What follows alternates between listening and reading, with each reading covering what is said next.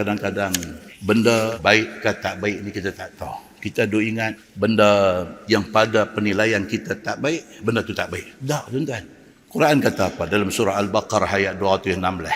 Tuhan kata apa? A'udzubillahi minasyaitanirrajim. Kutiba alaikumul qital wa huwa kurhun lakum. Asa an yakrahu syai'an wa huwa khairun lakum. Wa asa an tuhibbu syai'an wa huwa syarrun lakum. Wallahu ya'lamu wa antum la ta'lamun. Sadaqallahul azim. Allah kata apa dalam ayat ni? Kutiba alaikumul qital. Allah wajibkan ke atas kamu pergi perang. Ayat ini turun kepada sahabat-sahabat Nabi ketika sahabat-sahabat ada di Madinah. Allah mewajibkan sahabat-sahabat Nabi orang Islam yang ada tu pergi perang. Wa huwa kurhul lakum. Tuhan kata apa? Sedangkan benda tu kamu tak suka. Siapa suka perang? Pasal apa? Pasal perang ini memungkinkan mati. Manusia tak mau mati. Manusia kalau boleh kira nak tak mau mati. Kalau boleh ni kira matilah orang lain, dia tak mati. Manusia. Dia selama-lamanya manusia ni hati dia muda dengan apa? Muda dengan tak mau mati. Tuhan tahu. Pasal apa? Pasal dia yang buat kita. Dia cipta kita, dia buat kita, dia tahu apa kita suka, apa kita tak suka. Kadang-kadang Allah memfardukan, Allah memerintahkan benda yang Allah tahu kita tak akan suka. Tapi Allah fardukan. Allah nak tengok kita nak buat ke tak. Allah sebut pula dalam Quran bagi kita tahu. Kutiba alaikumul qital. Difardukan, diwajibkan ke atas kamu perang. Wa huwa kurhul lakum. Sedangkan kamu tak suka dengan perang ni. Pasal apa? Pasal perang boleh menyebabkan kamu mati, perang boleh menyebabkan isteri kamu jadi janda, perang boleh menyebabkan anak-anak kamu jadi yatim, perang boleh menyebabkan kamu kena tinggal segala keseronokan atas dunia. Manusia tak mau. Asa ayyakrahu syai'an wa huwa khairul lakum. Tapi Tuhan kata boleh jadi kamu tak suka satu benda, tapi benda itu baik bagi kamu. Kita tak suka benda tu, tapi sebenarnya benda tu baik bagi kita. Apa tuan-tuan? Bangkit tahajud malam. Kita tak suka. Kita suka tidur. Kita tak suka pukul 5.30 nak bangkit, nak masuk pancong, nak ambil ayat semayang, nak takbir Allahu Akbar, nak semayang 2 rakaat aja. Kita tak suka. Pasal apa? Itu mengganggu nafsu tidur kita. Kita tak suka. Wa huwa khairul lakum. Tuhan kata tapi itu baik bagi kamu. Esok masuk kubur tuan-tuan, menyesal kita ni. Menyesal. Kita nak minta kalau boleh hidup balik. Kerana nak pergi buat benda yang kita tak buat dulu. Wa asa an tuhibbu syai'an wa huwa syarrul lakum. Kadang-kadang kamu suka satu benda sedangkan dia tak baik bagi kamu. Kita suka. Suka apa tuan-tuan? Suka himpun harta. Sehingga kita rempuh habis haram halal semua, kita rempuh habis kerana nak harta. Sedangkan dia akan membinasakan kita. Wallahu ya'lamu wa antum la ta'lamun. Allah Maha mengetahui. Kamu tak tahu hakikat baik atau buruk satu-satu benda. Saya ada baca satu cerita petang tadi sambil duduk menerah kitab ni, baca satu cerita. Dia kata ada satu raja, saja cerita ya. Ada satu raja negeri Pasir Berdengung. Tak kena mengena dengan orang yang hidup ataupun yang telah mati. Dia nak pergi hunting. Raja ni nak pergi berburu. Ramailah pengiring-pengiring ni, menteri dengan bodyguard dia, dengan termasuklah doktor peribadi ikut. Raja nak pergi berburu. Duduk dalam hutan, duduk berburu ni, jari raja ni sudah luka jari dia. Jadi doktor peribadi yang ikut ni pun mai rawat lah. Pegang jari raja ni, dia pun cuci, bubuh ubat, balut, bandage elok-elok. Raja kata dekat doktor yang balut ni, yang rawat luka dia ni, raja kata, is it going to be alright? Mana raja orang putih, bukan raja Melayu. Dia tanya kat doktor ni, dia kata, is it going to be alright? Dia kata okey ke tu cara hang buat tu? Doktor ni pergi jawab dekat raja ni. Doktor kata apa? Good, bad, who knows? Dia kata okey kata okey, who knows? Siapa tahu? Jawab macam tu. Kita apalah. Balik daripada memburu. Balik ke istana. Jari yang luka tadi ni, yang doktor tu cuci, buah ubat, balut tadi ni, get infected. Sudah kena kuman, melarat. Dia panggil balik doktor tu. Ni apa cerita ni? Aku sakit. Doktor pun main, buka, buat dressing, cuci luka, buah ubat, balut balik elok-elok. Raja kata dekat doktor ni, dia kata, are you sure it's going to be alright? Kita hang sure kan ni benda ni okey ni? Doktor ni kata lagi, dia kata good, bad, who knows? Bagus tak bagus siapa tahu. Dia kata, mana siapa tahu nak jadi apa lagu mana?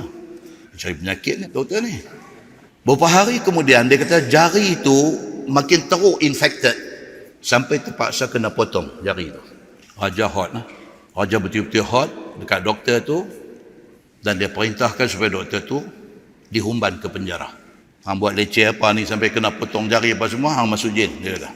Baru hang tahu macam mana sakitnya duduk dalam penjara. Doktor jawab balik dekat raja ni. Dia kata good, bad, who knows?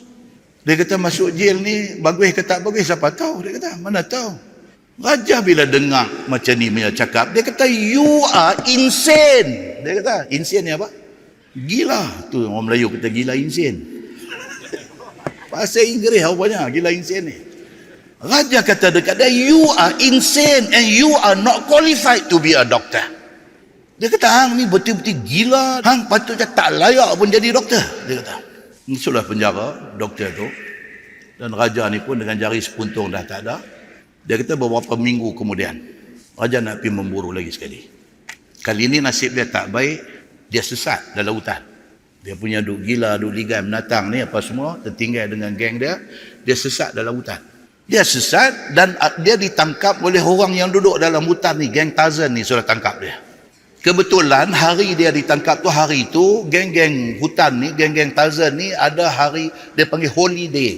Hari mereka ni puja dewa mereka, dan mereka perlu ada satu orang untuk dibuat sacrifice, untuk dibuat persembahan korban mengikut kepercayaan mereka.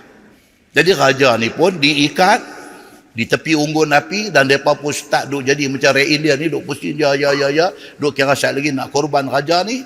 Tiba-tiba Tok Sami dia yang akan menjalankan upacara korban ni, dia kata stop. Dia kata dia kata this man cannot be our sacrifice. He is not perfect. Tok Sami pun cakap orang putih. Makna kata cerita ni cerita orang putih, saya dia. Tok Sami kata apa? Dia kata no, stop. Dia kata this man cannot be our sacrifice. Dia ni tak boleh dijadikan korban kita hari ini. He is not perfect. He's only got 9 fingers. Dia cuma ada 9 jari saja. Tuan ingat balik tadi ni pasal apa jari sepuntung tu? Yang dia marah dekat doktor yang potong ni, lepas tu dia kata ni going to be alright. Doktor kata who knows? Good or bad, siapa tahu? Dia kata ni potong jari ni bagus tak bagus, siapa tahu? Dia marah, dia kata you are insane. Dia kata dia buah kau ni dalam jail. Tiba-tiba dia dah dekat dah nak kena sembelih korban kepada kaum yang duduk dalam hutan ni. Tiba-tiba dia tak jadi nak sembelih dia. Pasal apa? Pasal jari dia tak cukup satu. Dia tak perfect untuk dipersembahkan kepada dewa dia. Dan dia dibebaskan. Dia pun tak guna api. Lepas dia.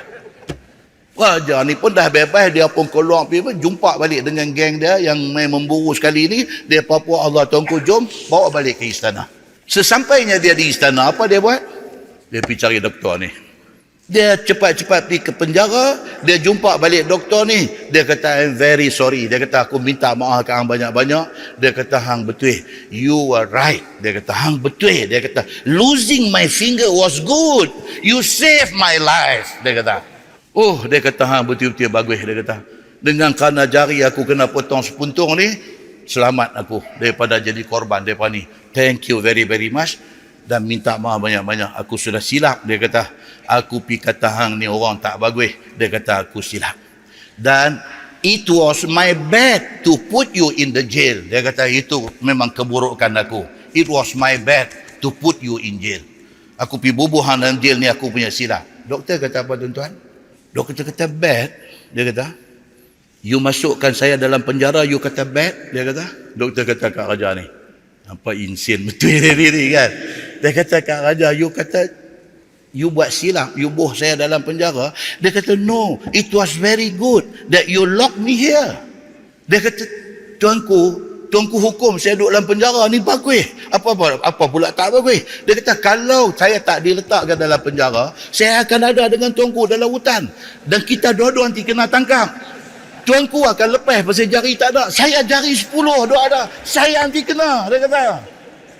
Dia kata saya ada komplit 10 jari. Dia kata memang saya kena. Dia kata apa? Dia kata moral of the story. Apa pengajaran kita boleh ambil daripada cerita ni? Jika ditimpa apa-apa musibah, jangan kita marah-marah. Apatah lagi marah Tuhan. Jangan. Karena kita tak tahu adakah musibah tu tak baik untuk kita ataupun baik untuk kita. Kita tak tahu. Later, kemudian baru kita nanti tahu. Masya Allah, rupanya musibah ni baik untuk kita. So moral of the story apa dia? Hati kena baik. Apatah lagi dengan Allah, kita kena baik sangka dengan Allah Subhanahu wa ta'ala. Kan? Contoh paling dekat kita kata apa? Kita ada anak 4 orang di rumah. 3 orang very successful. Gaji besar, hidup senang lenang. Ada seorang anak kita dalam 4 orang ni tak berapa nak menjadi dari segi pelajarannya. Dan dialah jadi punching bag kita. Kita nak marah pun kita lepas kat dia, kita tak puas hati pun kita hantam dia, apa-apa jadi pun kita salah dia. Tuan-tuan, di hari tua kita, siapa jaga? Budak ni jaga kita. Baru kita nampak, oh, rupa-rupanya ada kebaikan di sebalik apa yang Allah atur bagi dekat kita. Berbaik sangkalah dengan semua orang, apatah lagi dengan Allah Subhanahu wa ta'ala.